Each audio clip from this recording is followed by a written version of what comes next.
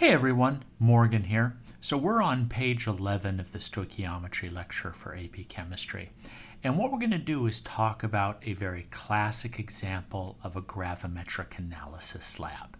And this is a lab that is asked about over and over again on the AP exam.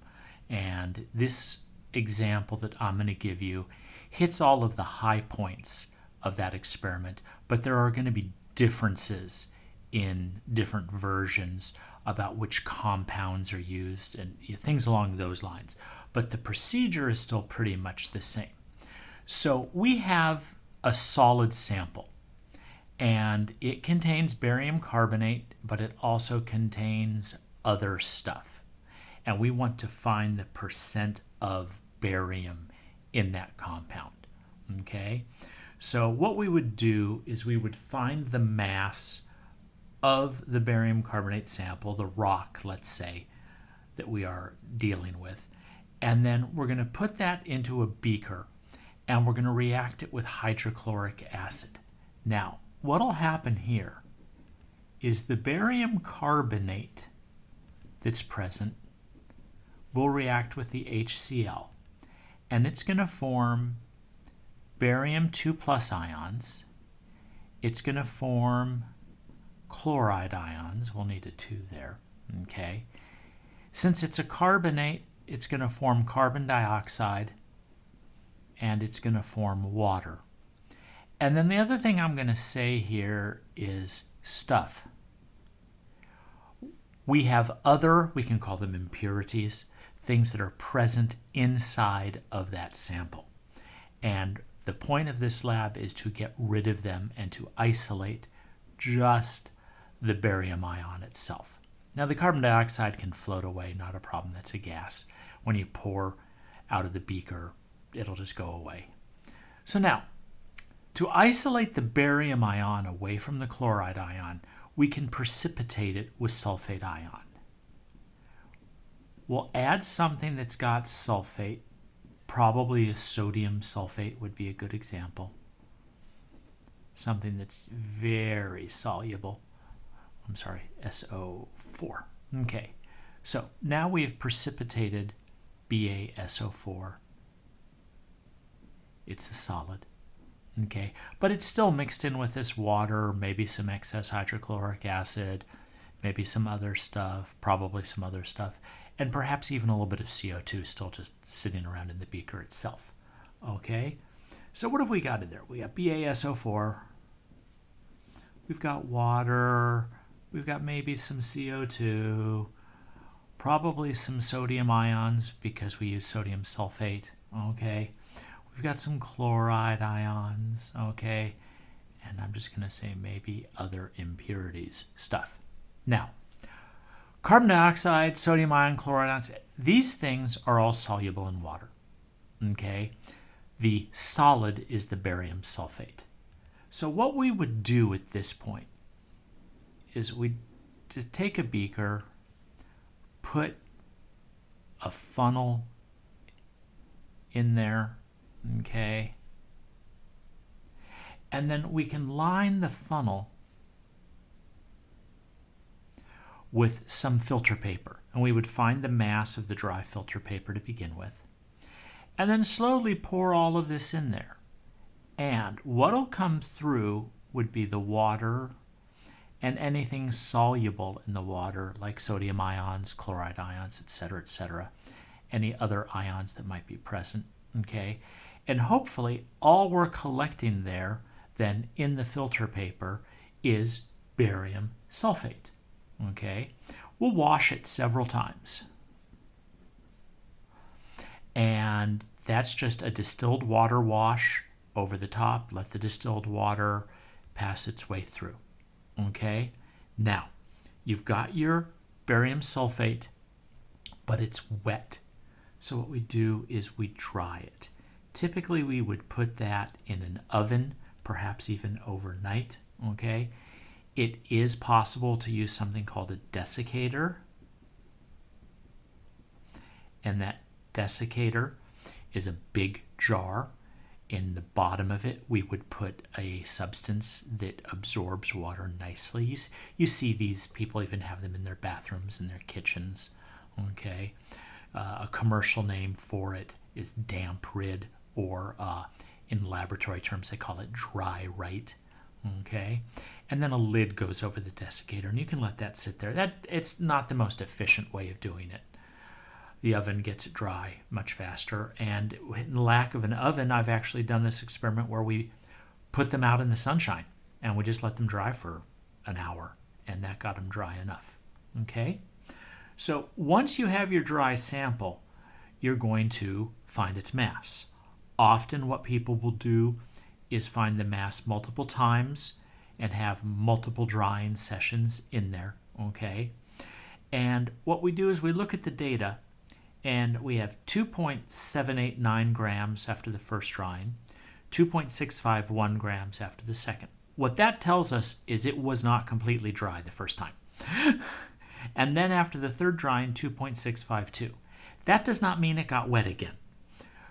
When you have measurements like this, what you're always going to have is a certain number of known digits, the 2, the 6, the 5, and then your last digit is going to have a certain amount of uncertainty in it, okay? And that just comes from the instrument itself that we're using to find the mass.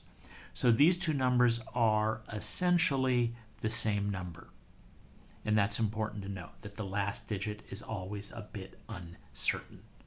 Okay, so now let's start doing the calculation.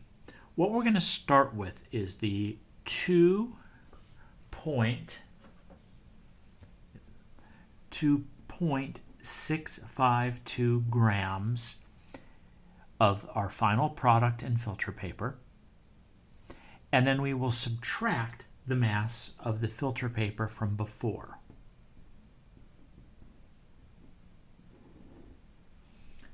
And when I do that, I get 1.280 grams. And that should be just the barium sulfate.